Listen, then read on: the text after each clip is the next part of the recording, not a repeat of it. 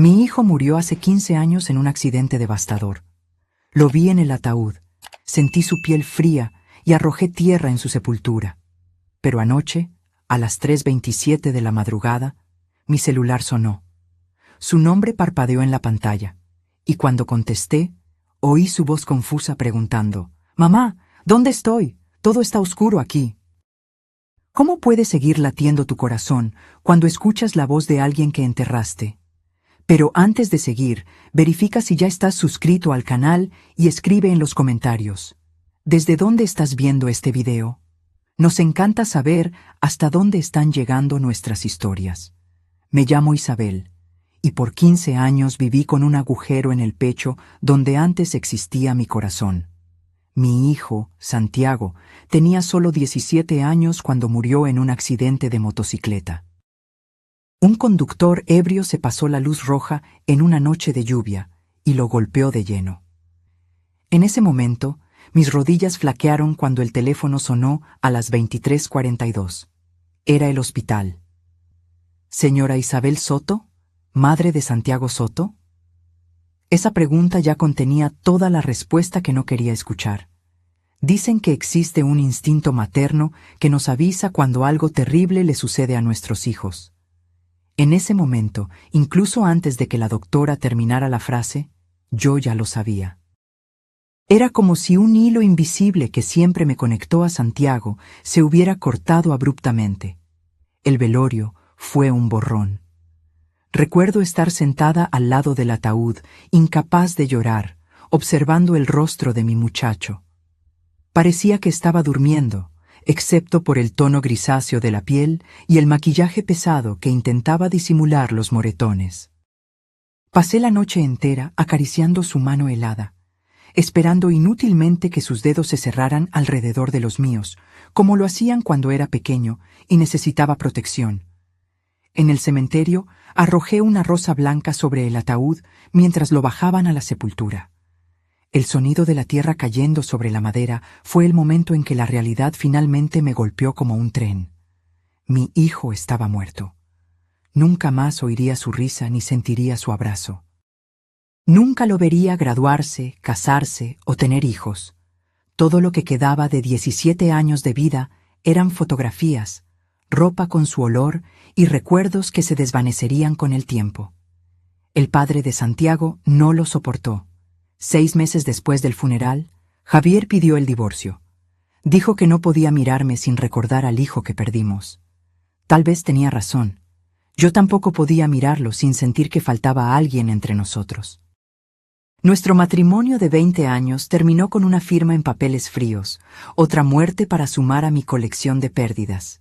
Mientras Javier siguió adelante, se casó de nuevo y tuvo otros hijos, yo me quedé atrapada en esa sepultura. La habitación de Santiago permaneció intacta, un santuario congelado en el tiempo. Su ropa todavía estaba en el armario, sus zapatillas gastadas al lado de la cama, sus libros en el estante, en el escritorio, el deber de matemáticas que nunca terminó. No podía deshacerme de nada.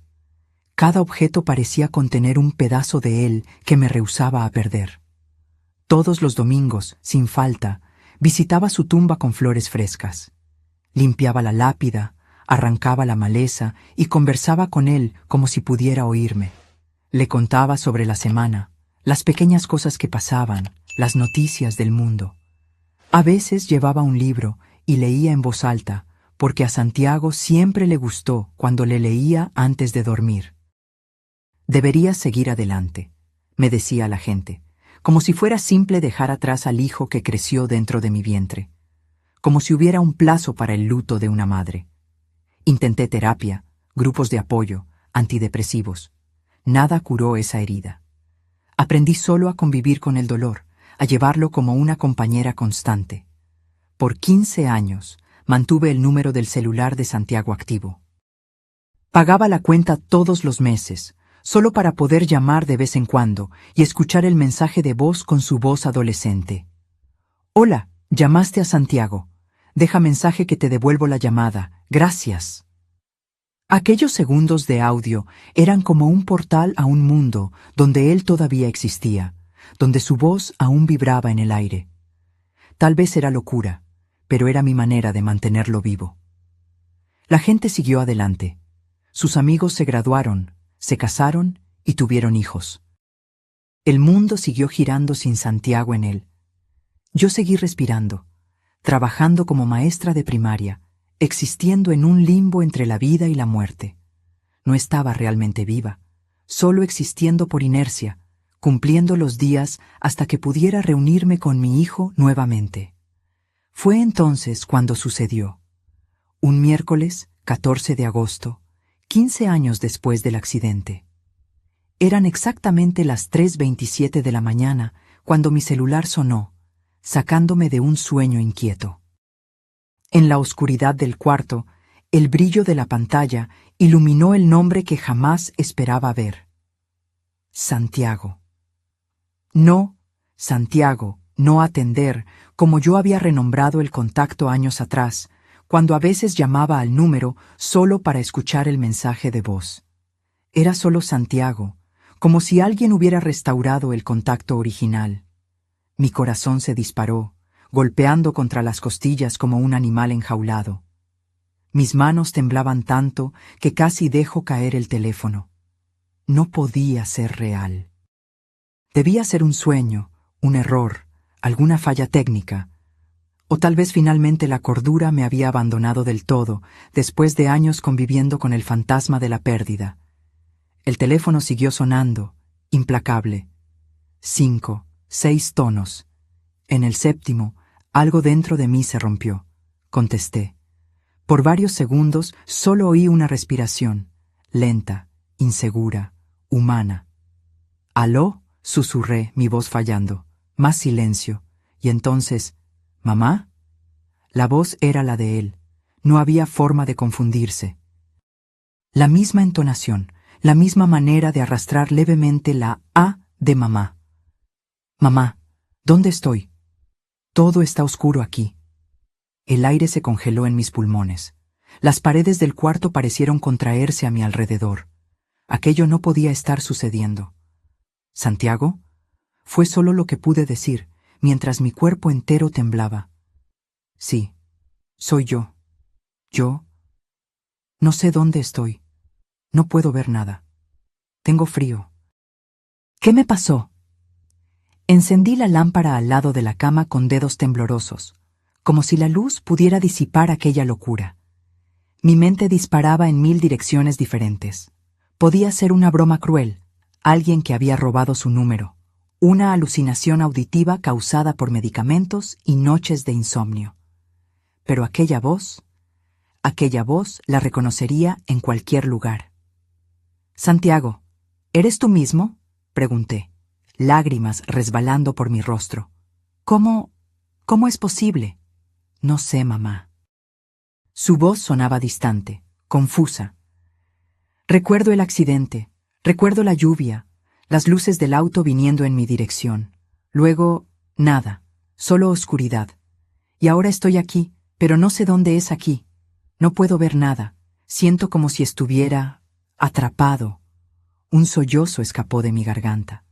Me levanté de un salto, tambaleándome por el cuarto mientras sostenía el teléfono como si fuera una tabla de salvación.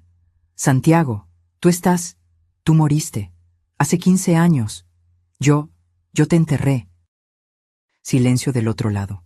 Un silencio tan denso que casi podía tocarlo. «No, mamá, no puedo estar muerto. Estoy hablando contigo.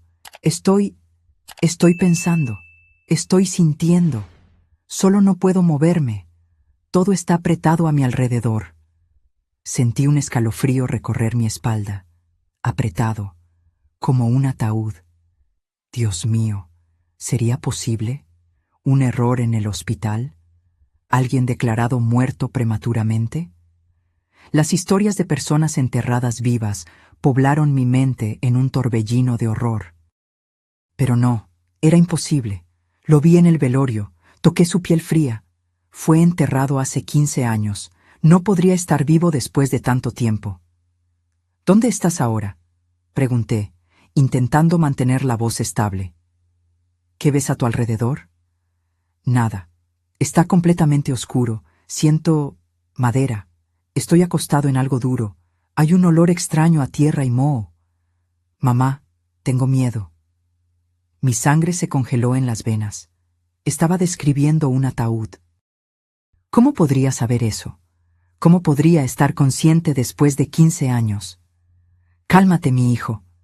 Las palabras salieron automáticamente, el instinto materno sobreponiéndose al pánico. Voy a ayudarte. Solo dime cómo puedo encontrarte. No sé. Solo recuerdo el accidente y luego desperté aquí. Mamá, ¿cuánto tiempo dijiste que pasó? 15 años, Santiago. Mi voz falló.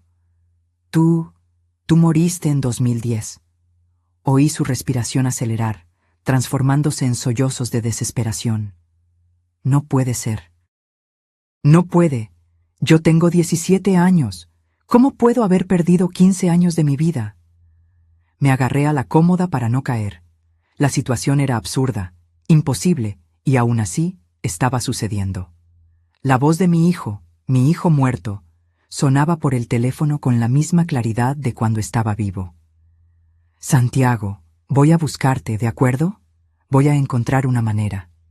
Ni siquiera yo creía lo que estaba diciendo, pero la desesperación en su voz me impulsaba a prometer cualquier cosa. Solo, no cuelgues. Por favor, no cuelgues. Se está acabando la batería, mamá. El pánico era palpable en su voz. El teléfono está parpadeando. No quiero quedarme solo aquí. Espera, Santiago. ¿Cómo me estás llamando? ¿Dónde conseguiste un teléfono? Las preguntas explotaban en mi mente, buscando alguna lógica en aquella locura. Estaba en mi bolsillo, mi celular antiguo. No sé cómo todavía funciona, pero la pantalla dice que la batería está casi agotada. Su celular antiguo. El mismo que fue enterrado con él, a pedido suyo en su testamento que escribió a los 16 años, en una fase en que estaba obsesionado con su propia mortalidad. En la época pensamos que era un capricho adolescente, pero respetamos su deseo. Santiago, escúchame. Intenté organizar mis pensamientos caóticos. ¿Te acuerdas del cementerio Jardín de Paz en Ciudad de México? Fue donde te enterramos, en el ala este, cerca del Gran Roble. Si estás en el ataúd, es allí donde estás. ¿Cementerio? Su voz tembló. ¿Estoy realmente muerto? Ya no sé, hijo, no sé lo que está pasando, pero voy para allá ahora mismo. Mamá, la batería está casi... La voz de él comenzó a entrecortarse. Miedo, por favor, ayúdame. Santiago, Santiago, aguanta, voy para allá. Grité al teléfono, pero solo oí la señal de llamada terminada. Había colgado, o la batería se había agotado. Temblorosa, intenté llamar de vuelta a su número. Nada. Solo el mensaje automático diciendo que el número no existía, como si aquellos breves minutos de conversación nunca hubieran sucedido. No me detuve a pensar en la lógica o la imposibilidad de la situación. Me puse un abrigo sobre el pijama, agarré las llaves del auto y salí corriendo hacia el garaje. Eran casi las 4 de la mañana cuando manejé como una loca por las calles desiertas de Guadalajara, pasando luces rojas, el corazón latiendo tan fuerte que parecía que iba a explotar. El cementerio estaría cerrado a esa hora, pero conocía al vigilante nocturno, don Antonio. Durante años de visitas dominicales, creamos una amistad silenciosa. Él siempre me dejaba quedarme unos minutos más allá de la hora de cierre, cuando perdía la noción del tiempo, conversando con la tumba de Santiago. Estacioné de cualquier manera en la entrada del cementerio y corrí hasta la caseta. Don Antonio estaba durmiendo en una silla, pero despertó asustado con mis golpes desesperados en el vidrio. Doña Isabel, ¿qué pasó? Son las 4 de la mañana. Necesito entrar, Antonio. Ahora. Es urgente. Es sobre mi hijo. Me miró como si hubiera perdido el juicio, y tal vez lo había. ¿Su muchacho? Pero, doña Isabel, él... Sé que parece locura, interrumpí, pero necesito ir a su tumba ahora, por favor. Algo en mi mirada desesperada debe haberlo convencido, pues asintió, tomó un manojo de llaves y una linterna. Voy con usted. No es seguro andar sola aquí de madrugada. Oh, no tuve tiempo de agradecer. Ya estaba corriendo por el camino de piedras que conocía tan bien, iluminado solo por la luz de la luna menguante. Don Antonio venía justo detrás, jadeando, intentando seguir mi paso frenético. 15 años visitando el mismo lugar crean un mapa mental preciso. Incluso en la oscuridad, yo sabría encontrar el camino hasta la tumba de Santiago. Izquierda, en el mausoleo de los Almeida, derecha en la estatua del Ángel, seguir el sendero de cipreses hasta el gran roble. Y allí, bajo la sombra del árbol centenario, estaba la lápida de mármol con su nombre. Santiago Eduardo Soto, 1993-2010. Amado hijo, eterno en nuestros corazones. Caí de rodillas delante de la sepultura, el mundo girando a mi alrededor. ¿Qué esperaba encontrar? ¿Qué estaba buscando? Una llamada de ultratumba no significaba que podría desenterrarlo y encontrarlo vivo. 15 años es demasiado tiempo.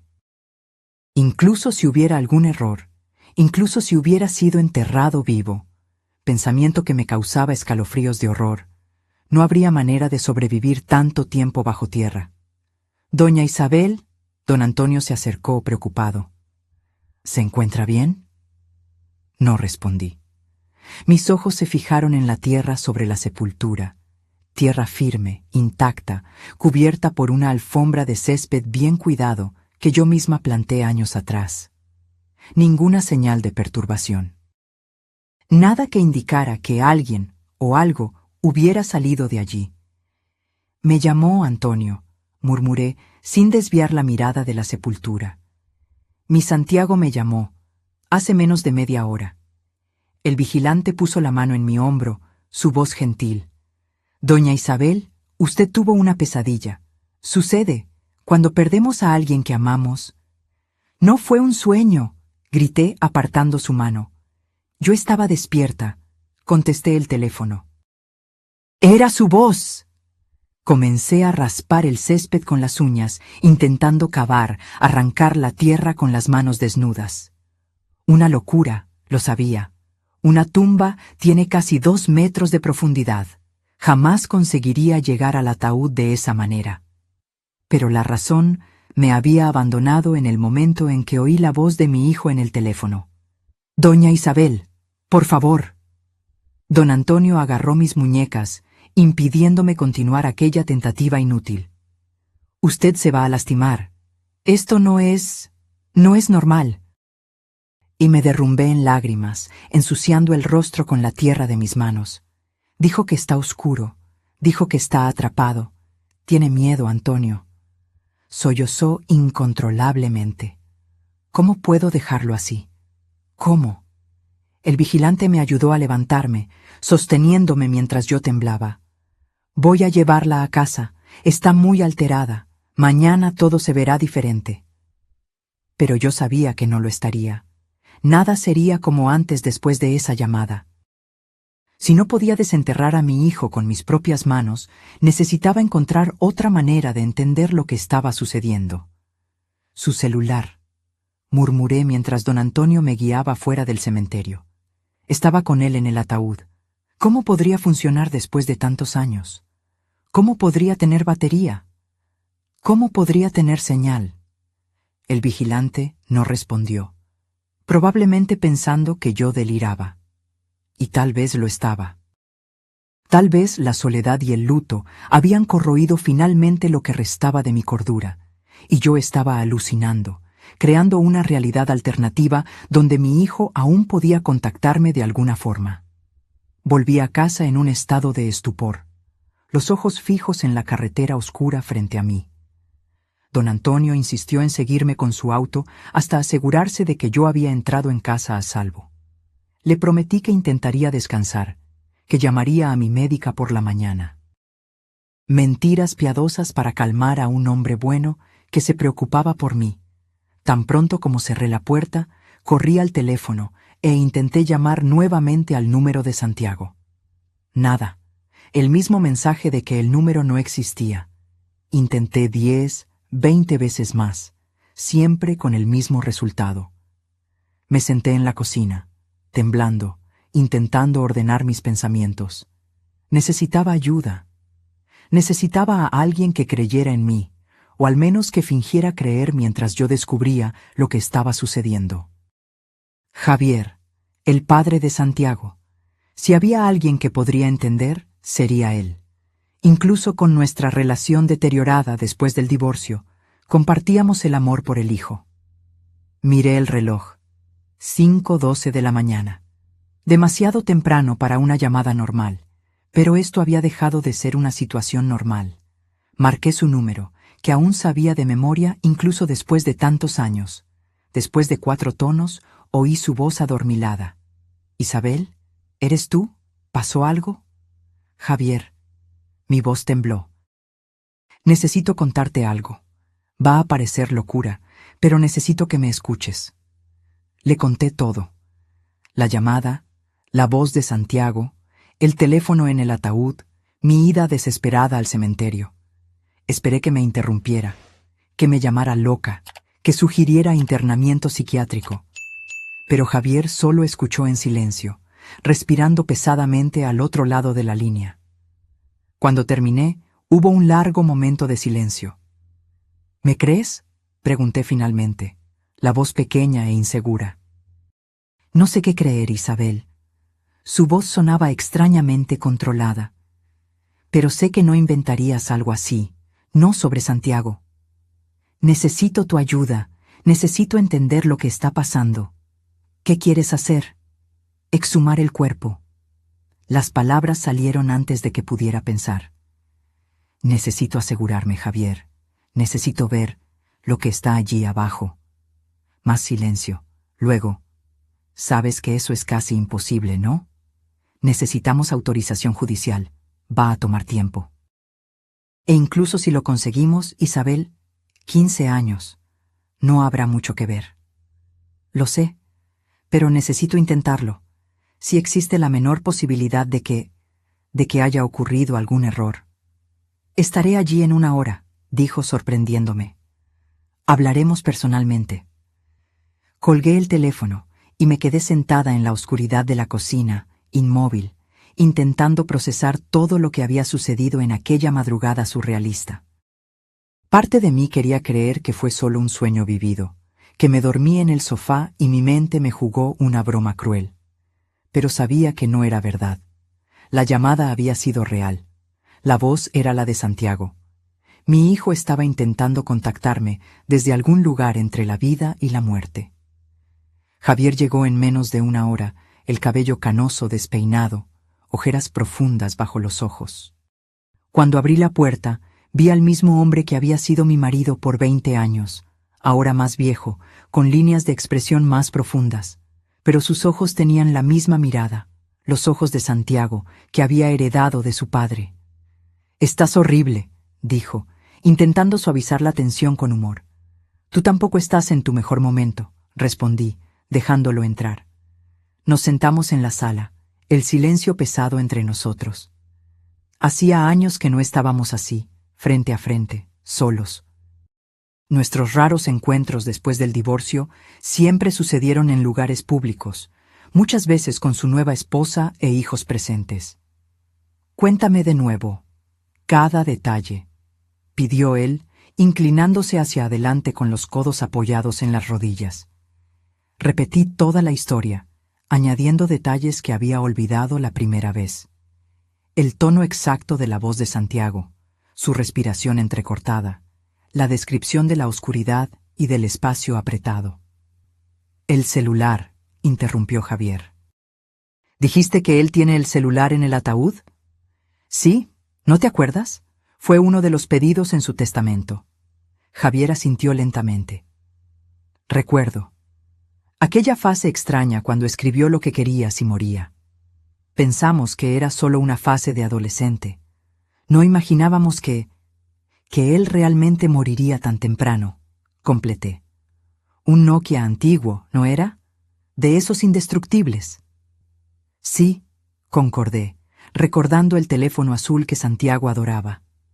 «Pero aún así, Javier. 15 años bajo tierra. La batería no duraría tanto. ¿Y cómo tendría señal allá abajo? No tiene sentido. Él concordó. A menos que... ¿A menos que qué? A menos que no esté realmente viniendo de la tumba. Javier se levantó, caminando por la sala inquieto. Isabel, ¿ya pensaste que puede ser otra cosa? ¿Alguien jugando contigo, tal vez? ¿Alguien que sabe sobre el celular enterrado con él? Negué con la cabeza con vehemencia. No, Javier, era su voz. Nadie conseguiría imitarla de esa manera. ¿Y quién sería tan cruel a ese punto? Javier pasó la mano por el cabello canoso, un gesto que me recordó tanto a Santiago que sentí una punzada en el pecho. Entonces, ¿qué sugieres? ¿Que nuestro hijo de alguna forma consiguió llamarte desde dentro del ataúd 15 años después de morir? Eso es. Se detuvo, escogiendo las palabras. Isabel, necesitas considerar otras posibilidades. Tal vez estés necesitando ayuda. ¿Crees que estoy loca? No era una pregunta. No dije eso. Se sentó nuevamente, agarrando mis manos entre las suyas, un gesto íntimo que no compartíamos hacía años. Digo que el luto hace cosas extrañas con la mente. Nunca superaste la muerte de él realmente. Nunca seguiste adelante. Retiré mis manos, apartándome. ¿Cómo seguiste tú? ¿Con tu nueva esposa perfecta y tus nuevos hijos perfectos? No es justo, Isabel. Su voz se endureció. También perdí a mi hijo. También sufrí. Solo escogí lidiar con eso de manera diferente. Cerré los ojos intentando calmarme. Pelear con Javier no me ayudaría a encontrar respuestas, y en el fondo sabía que él tenía razón. Era una historia absurda, imposible. Cualquier persona racional dudaría. Voy a intentar llamarlo de nuevo, dije agarrando el teléfono. En tu frente, vas a ver. Marqué el número de Santiago una vez más, poniendo el altavoz. El mensaje automático sonó alto y claro.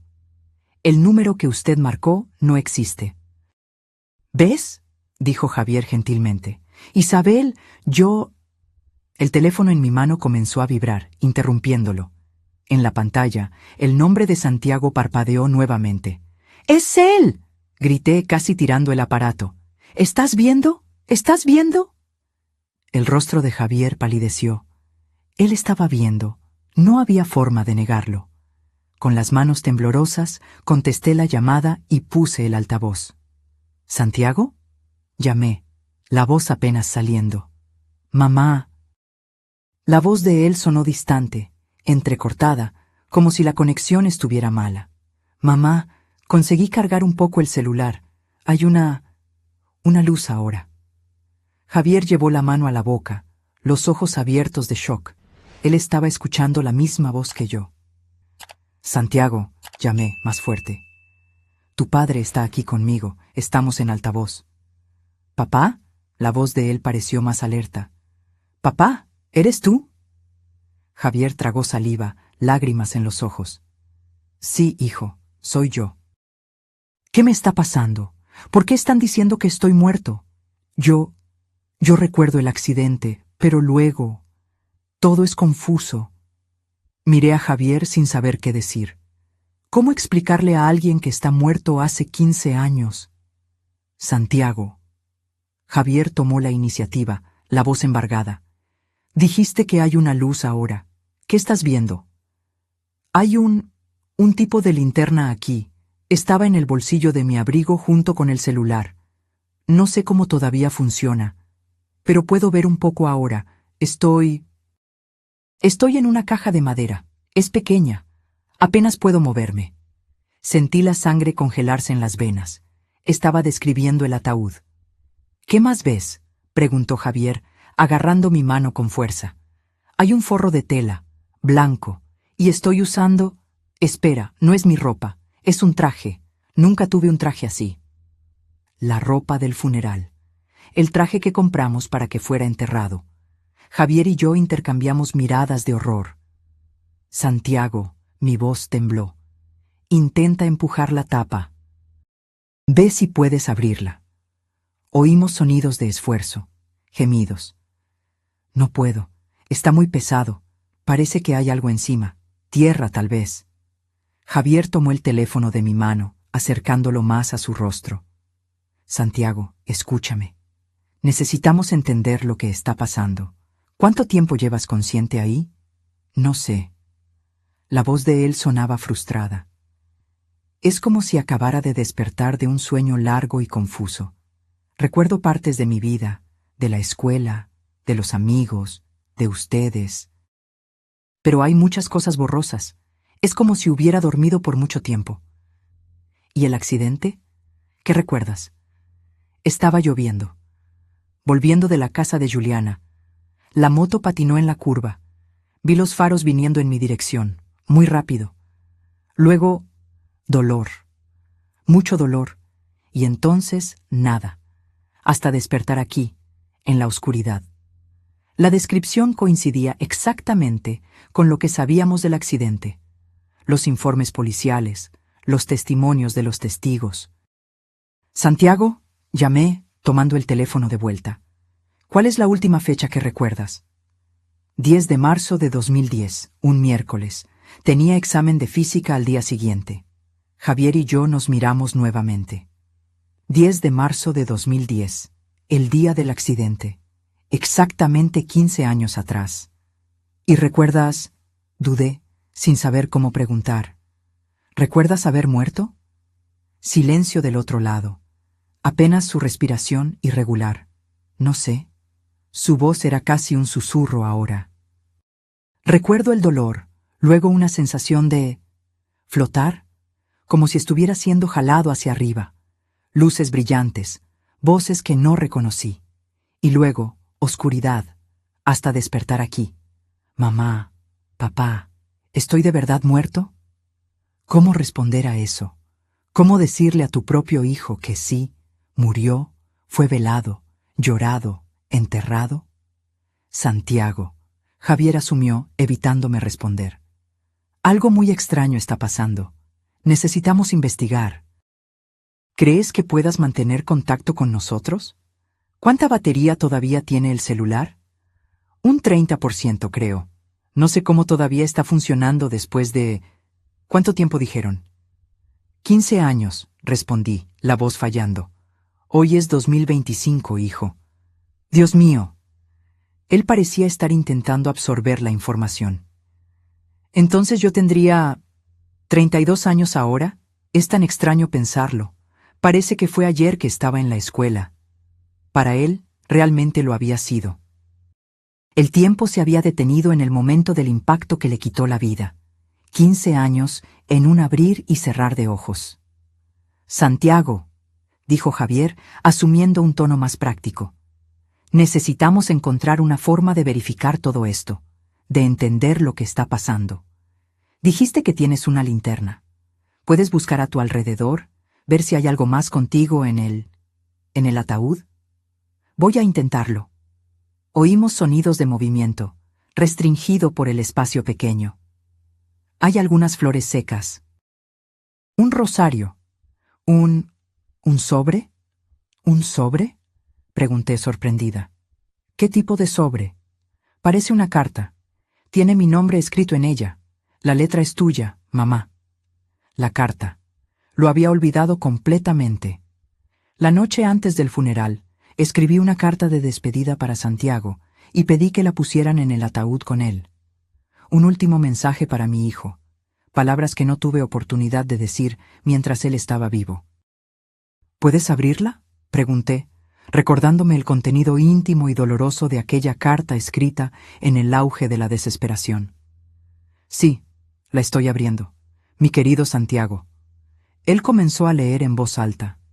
Si existe un mundo más allá de este, sé que estás leyendo estas palabras y sintiendo todo el amor que tu mamá tiene por ti. Continuó leyendo, y cada palabra era como un cuchillo perforando mi corazón. Palabras escritas 15 años atrás, en una noche de dolor insoportable, ahora volviendo a mí en la voz del propio hijo a quien fueron dirigidas. Y un día, cuando mi hora llegue, estaremos juntos de nuevo. Hasta entonces, voy a amarte y extrañarte en cada respiración. Tu mamá, para siempre. La voz de él falló al terminar la lectura. «Tú escribiste esto para mí». «Sí», confirmé, lágrimas resbalando libremente por mi rostro. «La noche antes de tu funeral». «Entonces es verdad», la voz de Santiago sonó abatida. «Estoy realmente muerto, enterrado. Pero entonces, ¿cómo estoy consciente? ¿Cómo estoy hablando con ustedes?». Era la pregunta que nos atormentaba a todos. Una pregunta para la cual no teníamos respuesta. «No sé, hijo», respondió Javier, pasando el brazo alrededor de mis hombros en un gesto protector que me tomó por sorpresa. «Pero vamos a descubrirlo. Te lo prometo. No vamos a dejarte solo en esto». «La batería se está agotando de nuevo», Santiago dijo, la voz súbitamente alarmada. «Solo tengo un 10% ahora. Se va a apagar pronto». «Santiago, escucha», hablé rápidamente. «Vamos a intentar descubrir lo que está pasando. Vamos a ver una forma de ayudarte. Solo no te desesperes, ¿está bien? Estamos aquí. Vamos a encontrarte, de alguna forma». «Tengo miedo, mamá», él susurró, sonando de repente como el niño que solía correr a mi cama durante las tormentas. «Tengo miedo de quedarme solo en la oscuridad cuando la batería se acabe. Tengo miedo de que no consigan encontrarme». «Vamos a encontrarte», prometí, aunque no tenía idea de cómo cumplir esa promesa. «Solo aguanta. Intenta ahorrar la batería. Solo llama si es muy importante. ¿De acuerdo?» «Ok», él concordó, la voz débil. «Papá, mamá, los amo». «También te amamos, hijo», respondimos al unísono, como en los viejos tiempos cuando era niño e íbamos a acostarlo. La llamada se terminó abruptamente. La pantalla del celular volvió a la normalidad, como si nada extraordinario hubiera sucedido. Pero las lágrimas en los ojos de Javier confirmaban que él también había oído. No era una alucinación. No era locura. De alguna forma, nuestro hijo nos estaba contactando de ultratumba. «¿Qué hacemos ahora?», pregunté, secando las lágrimas con el dorso de la mano. Javier se levantó, caminando por la sala, el cerebro analítico de ingeniero claramente trabajando a todo vapor. «Necesitamos ser metódicos. Primero, establecer los hechos. ¿Qué sabemos con certeza? Sabemos que Santiago murió hace 15 años. Sabemos que lo enterramos. Sabemos que, de alguna forma, está consciente y consiguió llamarnos. ¿Y qué significa eso?». Javier se frotó el rostro, pareciendo súbitamente mucho más viejo. «Es imposible que esté vivo en el ataúd, Isabel». «¿Después de 15 años?» «Lo sé». Me estremecí al pensar en las implicaciones. «¿Entonces qué? ¿Fantasma? ¿Alma en pena? ¿Algún tipo de conciencia residual?». Javier siempre fue el más escéptico entre nosotros, un hombre de ciencia que creía solo en lo que podía ver y tocar. Verlo ahora, considerando posibilidades sobrenaturales, mostraba cuánto aquella llamada lo había afectado. «No sé, pero sé que necesitamos ayuda». Agarró el teléfono. «Voy a llamar a Andrés». Andrés Mendoza. El mejor amigo de Javier desde los tiempos de la universidad. Un patólogo forense que trabajaba en la morgue de la ciudad. Alguien que entendería los aspectos científicos de la situación. «¿Crees que es buena idea involucrar a más personas?», cuestioné nerviosa. «¿Y si él cree que estamos locos?». Andrés me conoce lo suficiente como para saber que no inventaría algo así. Javier ya estaba marcando. «Necesitamos a alguien que entienda la parte científica. Y también vamos a necesitar algún tipo de autorización para exhumar el cuerpo». La palabra exhumación hizo que mi estómago se revolviera. La idea de desenterrar a Santiago, de ver lo que quedó de él después de 15 años, era demasiado perturbadora. «¿De verdad crees que debemos hacer eso?», pregunté, la voz baja. Javier me miró con una seriedad que no veía hacía años. «Si fueras tú en su lugar, atrapada en algún lugar entre la vida y la muerte, ¿no querrías que hiciéramos todo a nuestro alcance para ayudarte?». Él tenía razón. Si existía alguna posibilidad de ayudar a nuestro hijo, necesitábamos intentarlo, no importa cuán perturbadora fuera la idea.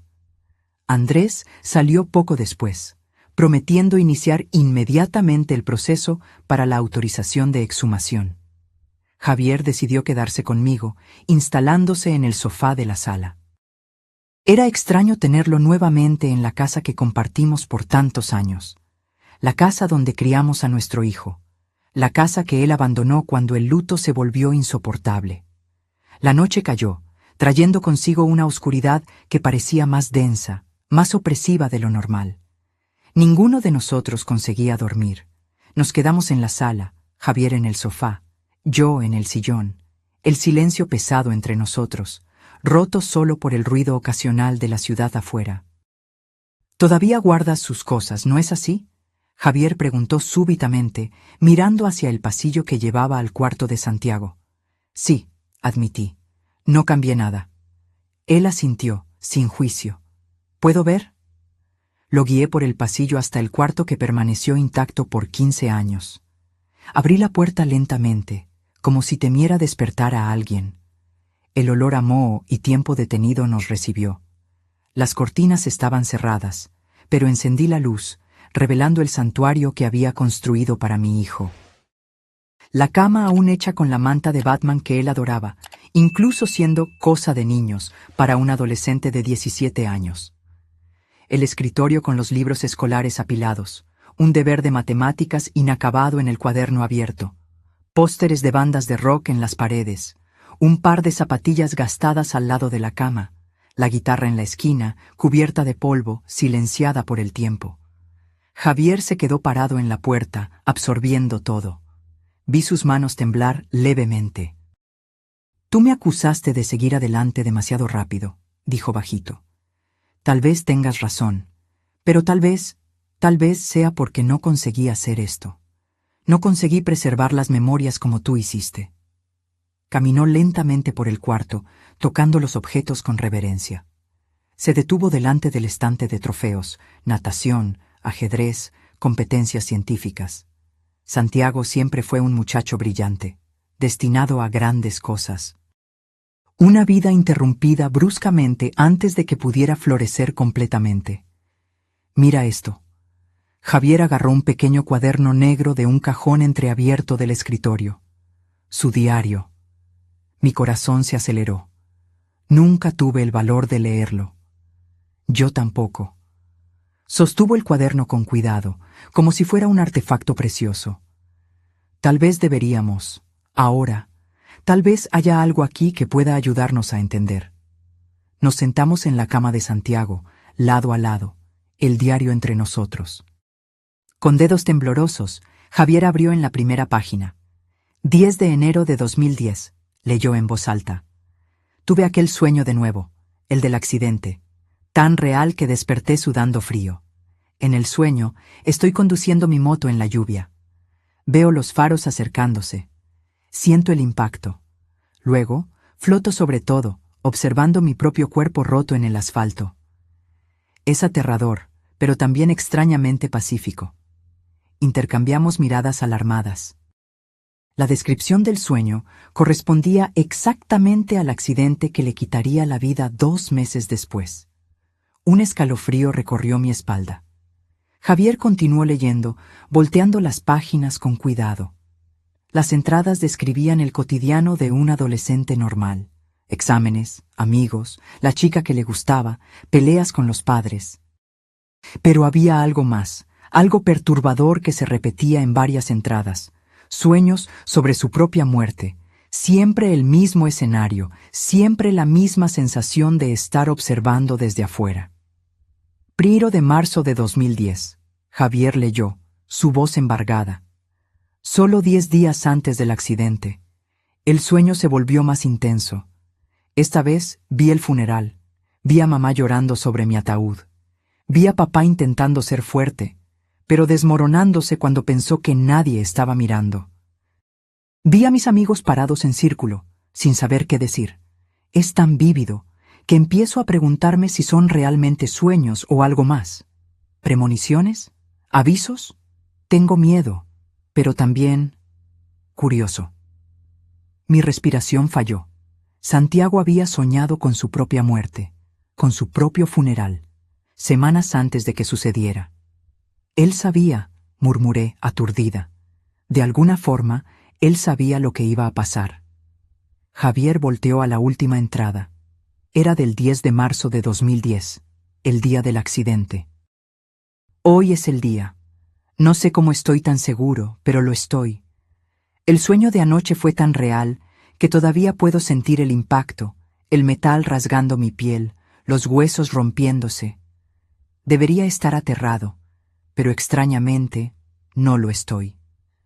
Es como si fuera inevitable, como si estuviera destinado. Si algo me sucede hoy, quiero que mamá y papá sepan que los amo más que a nada. Y también quiero que sepan que no va a ser el fin. De alguna forma, voy a encontrar un camino de vuelta para ellos. Voy a encontrar una forma de decir que estoy bien, que solo cambié de forma. PD. Si tengo razón, por favor, entierren mi celular conmigo. Puede parecer extraño, pero tengo un presentimiento de que lo voy a necesitar. El diario cayó de las manos de Javier. El silencio que siguió era denso, cargado de implicaciones imposibles. Él sabía, repetí, la voz casi inaudible. No fueron solo sueños. Él vio el futuro y sabía que de alguna forma, un día, iba a contactarnos. El celular, Javier murmuró. Él pidió ser enterrado con el celular porque sabía que iba a usarlo para comunicarse con nosotros. La comprensión de lo que estaba sucediendo comenzaba a formarse en nuestras mentes, todavía nebulosa, todavía incompleta, pero con contornos más definidos. Santiago, de alguna forma, había previsto su propia muerte. Se había preparado para ella. Y ahora, 15 años después, estaba cumpliendo su promesa de encontrar un camino de vuelta para nosotros. Como si respondiera a nuestros pensamientos, mi celular sonó. El nombre de Santiago parpadeó en la pantalla. Contestamos juntos, Javier inclinándose para escuchar. ¿Santiago? Llamé, el corazón a saltos. Mamá, papá.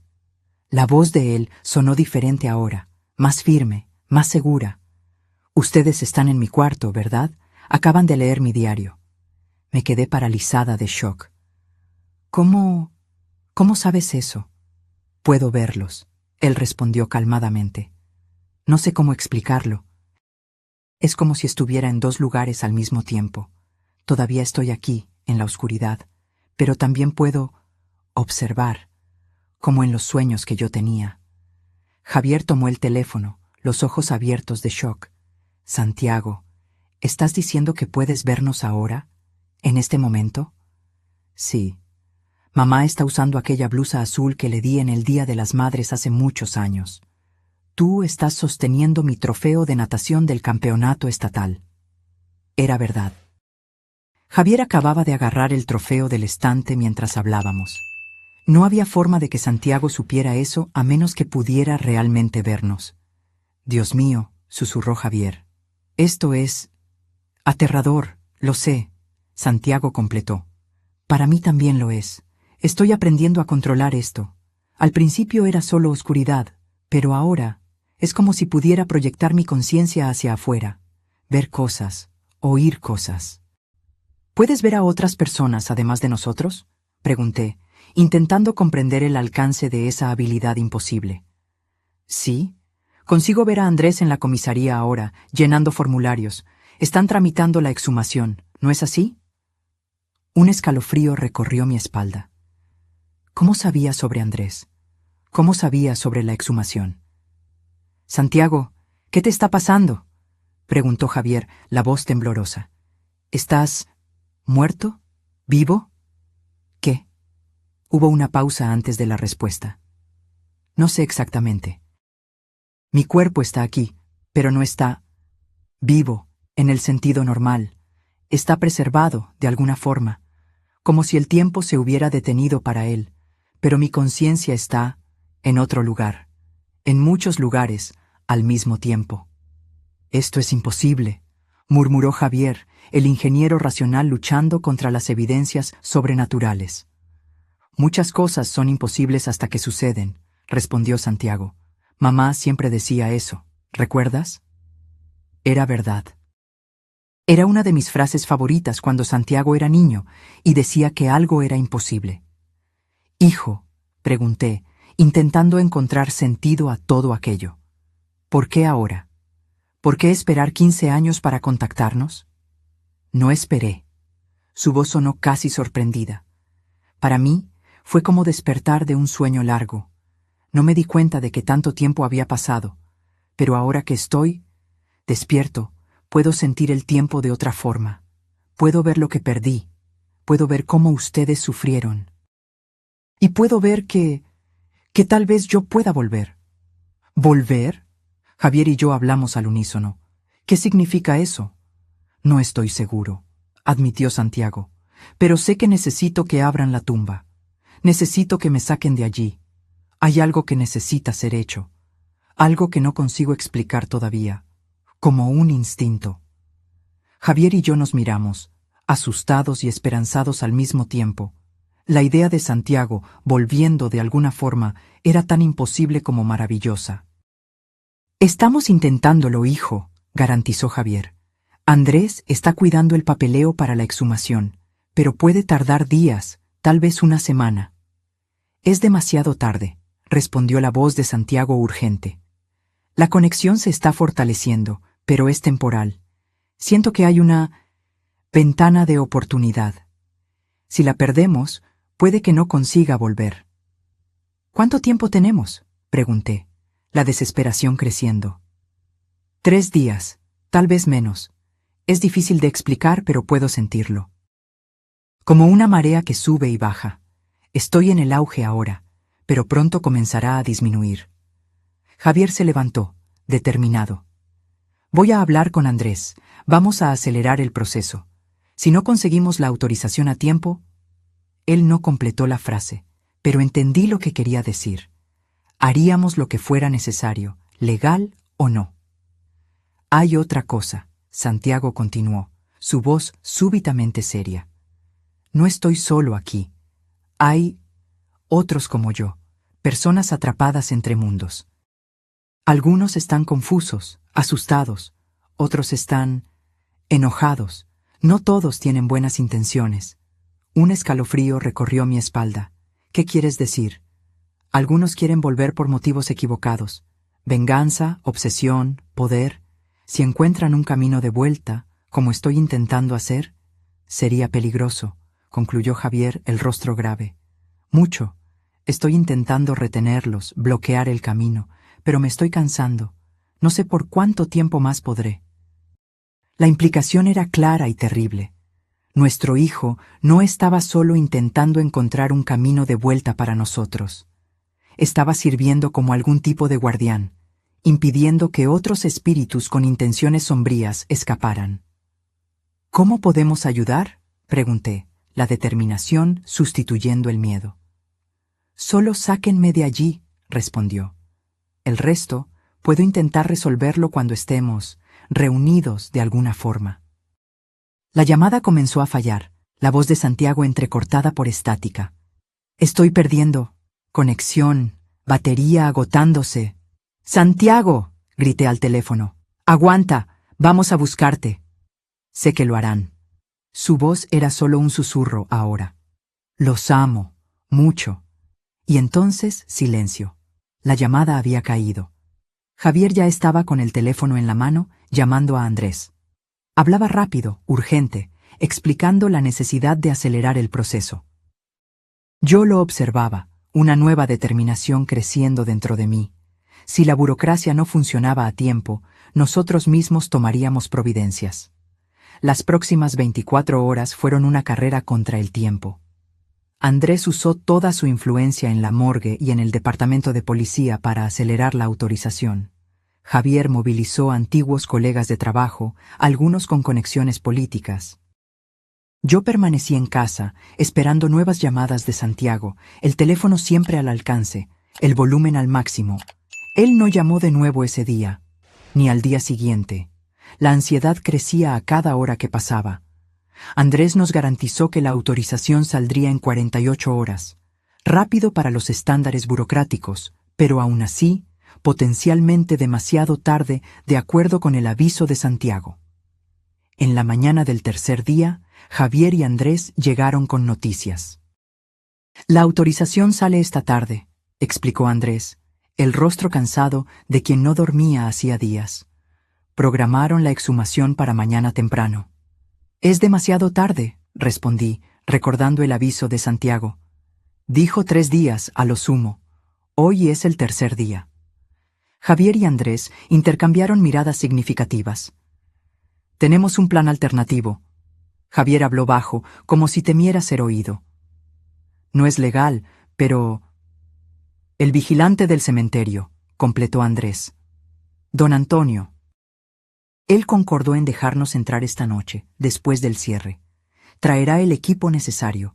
Haremos todo discretamente. ¿Y después? Pregunté. Incluso si conseguimos abrir el ataúd, ¿qué haremos? No podemos simplemente llevarnos lo que sea que encontremos allí. Un paso a la vez, respondió Javier. Primero, necesitamos ver lo que hay allí dentro, entender lo que Santiago quiso decir con volver.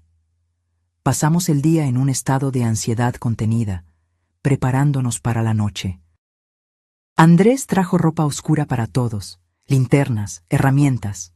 Javier preparó un auto con documentos falsos en caso de que fuéramos detenidos por la policía.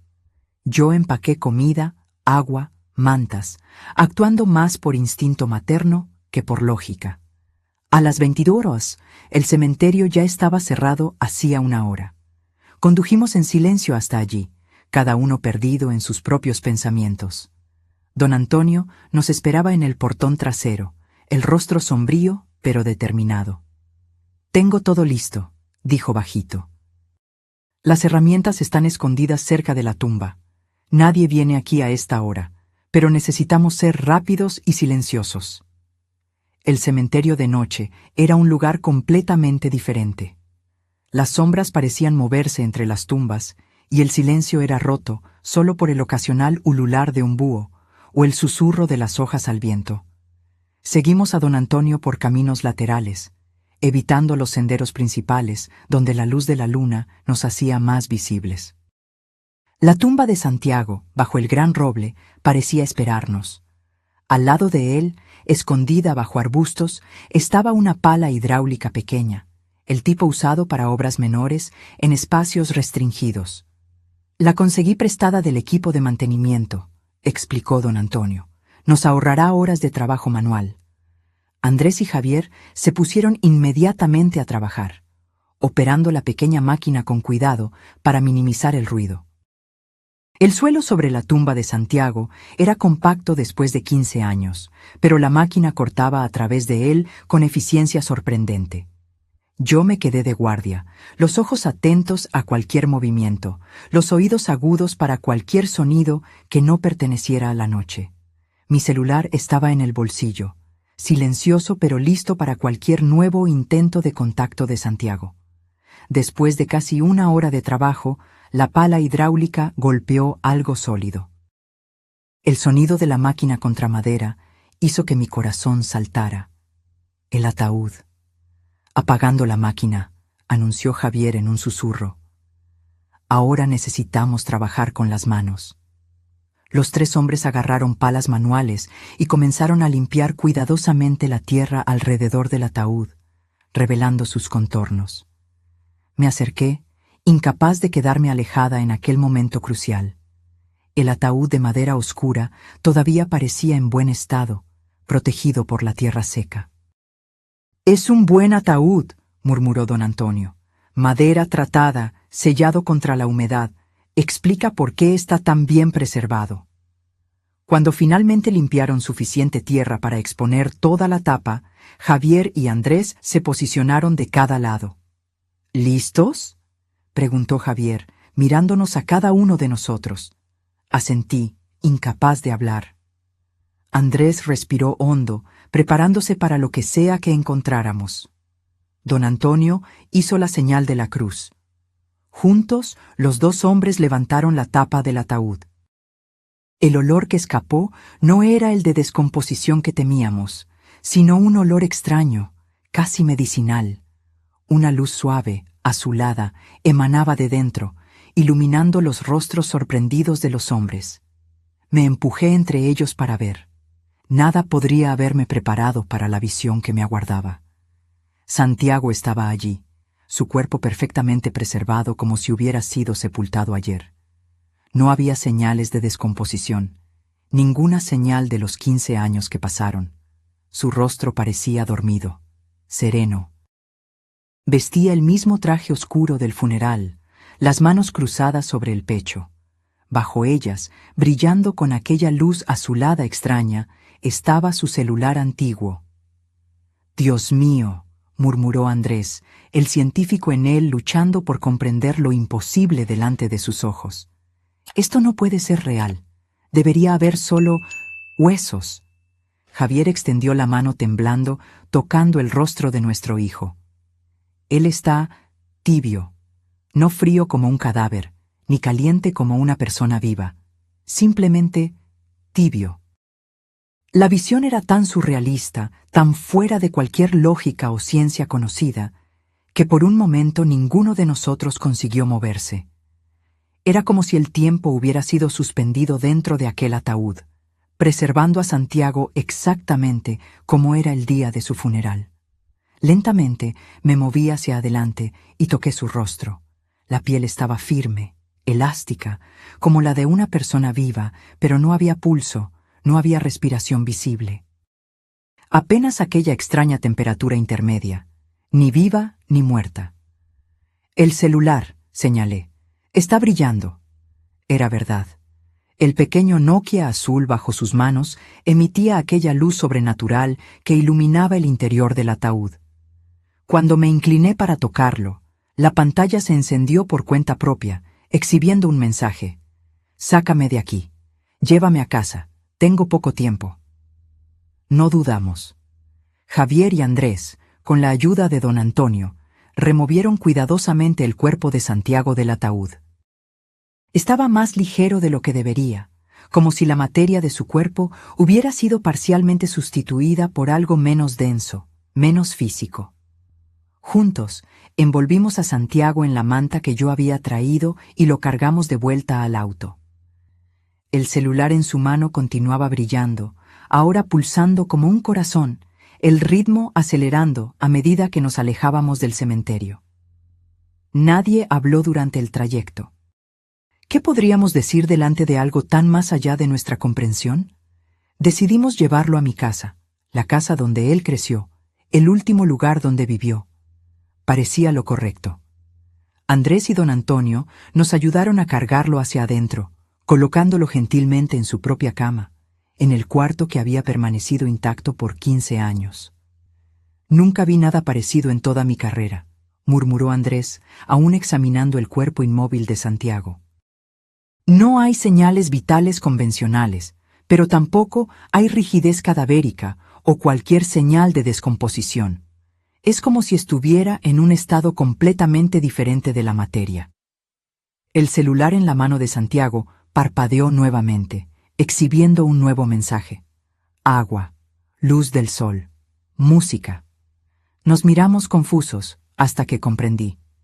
Nos está diciendo lo que necesita. Rápidamente, traje un vaso de agua y lo presioné contra sus labios. Para nuestra sorpresa, pareció absorber el líquido, aunque no hubo movimiento de su garganta. Abrí las cortinas, permitiendo que la luz de la luna bañara su rostro. Javier encontró la vieja radio en la mesita de noche y la encendió en una estación que tocaba música clásica, el tipo que a Santiago siempre le gustó. El celular parpadeó nuevamente. «Gracias. Ahora necesito descansar. Mañana». Andrés y don Antonio partieron poco después, prometiendo regresar por la mañana. Ambos juraron guardar secretos sobre lo que habían presenciado. Javier y yo permanecimos en el cuarto de Santiago, uno a cada lado de la cama, observando a nuestro hijo en su estado imposible, ni vivo ni muerto. «¿Qué va a pasar ahora?», susurré, sosteniendo la mano inerte pero extrañamente tibia de Santiago. Javier negó con la cabeza. «No sé, estamos en territorio desconocido, pero él pidió traerlo a casa y lo hicimos. Ahora necesitamos confiar en él». Pasamos la noche en vigilia silenciosa. En algún momento me dormí en la silla al lado de la cama. Soñé con Santiago, no el adolescente que había perdido, sino un hombre adulto, como habría sido si hubiera vivido. En el sueño, él sonreía y decía: «Ya casi es la hora, mamá, solo un poco más». Desperté al amanecer con un extraño zumbido llenando el cuarto. Javier también había despertado, mirando a su alrededor, confuso. El origen del sonido era el celular de Santiago, que ahora brillaba intensamente, la luz azulada pulsando en un ritmo cada vez más rápido. Lentamente, casi imperceptiblemente al principio, el cuerpo de Santiago comenzó a cambiar. La piel, que antes tenía una palidez mortal, ganaba color. Los dedos, antes rígidos, se movían levemente. Los ojos, cerrados por 15 años, temblaban bajo los párpados como en un sueño profundo. «Javier», susurré, agarrando su mano. «Algo está sucediendo». El zumbido se intensificó, volviéndose casi insoportable. La luz del celular se expandió, envolviendo todo el cuerpo de Santiago en un capullo azulado. Por un momento terrible, pensé que podría estar desintegrándose, desapareciendo delante de nuestros ojos. Pero entonces me di cuenta, se estaba transformando. El rostro adolescente se suavizó, los contornos cambiando sutilmente, envejeciendo. El cuerpo bajo el traje funerario parecía llenarse, ganar masa y altura. Era como ver 15 años pasar en cuestión de minutos, el tiempo recuperando su curso normal, acelerado. Y entonces, tan súbitamente como comenzó, todo paró. El zumbido se silenció. La luz se retrajo hacia el celular antes de apagarse completamente. El cuarto volvió a la normalidad, iluminado solo por el sol naciente. Santiago abrió los ojos. Ya no eran los ojos de un niño de 17 años, sino los ojos de un hombre de 32, la edad que tendría ahora. Su rostro había cambiado, madurado, aunque todavía era inconfundiblemente él. El cuerpo había crecido, haciendo que el traje funerario estuviera apretado en los hombros y corto en las muñecas. «¿Mamá?» Su voz era más profunda, más grave. «¿Papá?» Caímos sobre él en un abrazo desesperado, lágrimas resbalando libremente. Era imposible, era un milagro. Era nuestro hijo regresando de los muertos, no como un fantasma o un zombi, sino como un hombre vivo, completo, que parecía haber vivido cada uno de los 15 años que había perdido. «¿Cómo?» Fue todo lo que Javier consiguió decir, sosteniendo el rostro de Santiago entre las manos, examinándolo con ojos maravillados. Santiago sonrió. Una sonrisa de adulto, con líneas de expresión en las esquinas de los ojos que no estaban allí antes. «Es complicado. Yo mismo no lo entiendo completamente». Intentó sentarse y lo ayudamos, notando cómo se movía con la cautela de quien no usa el cuerpo hacía mucho tiempo. «El tiempo funciona diferente, del otro lado», continuó. «No es lineal como aquí. Viví muchas vidas allí, aprendí cosas, crecí. Cuando me di cuenta de que había un camino de vuelta, que podría regresar si las condiciones eran correctas». Miró el celular, ahora común y ordinario en su mano. Este fue el eslabón. La conexión que mantuve con este mundo, y ustedes fueron el faro que me guió de vuelta. «¿Pero cómo es esto posible?», pregunté, aún incapaz de creer completamente en el milagro delante de mí. «La ciencia de ustedes todavía no tiene palabras para esto», Santiago respondió gentilmente. «Dimensiones paralelas, tal vez. O estados alternativos de conciencia. Lo importante es que estoy aquí. Volví. No exactamente como era, pero...». Miró sus propias manos, ahora más grandes, más fuertes, con pequeñas cicatrices y callos que no estaban allí antes. «Este cuerpo refleja las experiencias que tuve allí, el crecimiento, el aprendizaje, como si hubiera vivido estos 15 años en otro lugar». Javier, siempre el pragmático, ya pensaba en las implicaciones. «¿Cómo vamos a explicar esto? Legalmente estás muerto, no existes en el sistema». Santiago sonrió nuevamente. Tendremos tiempo para resolver eso. Andrés puede ayudar. Tal vez una historia sobre error de identificación, amnesia, algo así. Lo importante es que estoy de vuelta. Su rostro se puso súbitamente serio. Pero no soy el único que encontró el camino. Otros están intentando seguir, como avisé. No todos con buenas intenciones. ¿Qué podemos hacer?, pregunté. Por ahora nada. Cerré el portal detrás de mí lo mejor que pude, pero necesitamos estar atentos. Miró por la ventana, hacia el mundo allá afuera, un mundo que no veía hacía 15 años. Tantas cosas cambiaron. Tengo mucho que aprender sobre esta vida nuevamente. En los días que siguieron, asistimos maravillados mientras Santiago se readaptaba a la vida.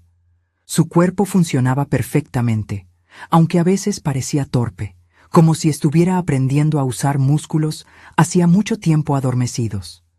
Su mente estaba afilada, absorbiendo informaciones con velocidad impresionante, adaptándose a los cambios tecnológicos y sociales de los últimos 15 años. Andrés ayudó con la parte legal, creando una historia elaborada de identificación equivocada y amnesia prolongada.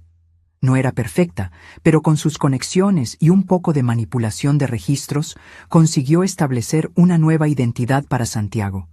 No como alguien resucitado de los muertos, sino como alguien que nunca realmente murió. En cuanto a mí, pasé de madre enlutada a madre de un hijo adulto en cuestión de días. Era extraño, desorientador, maravilloso. Santiago ya no era el muchacho que perdí, sino un hombre complejo, con conocimientos y habilidades que trascendían su educación terrenal.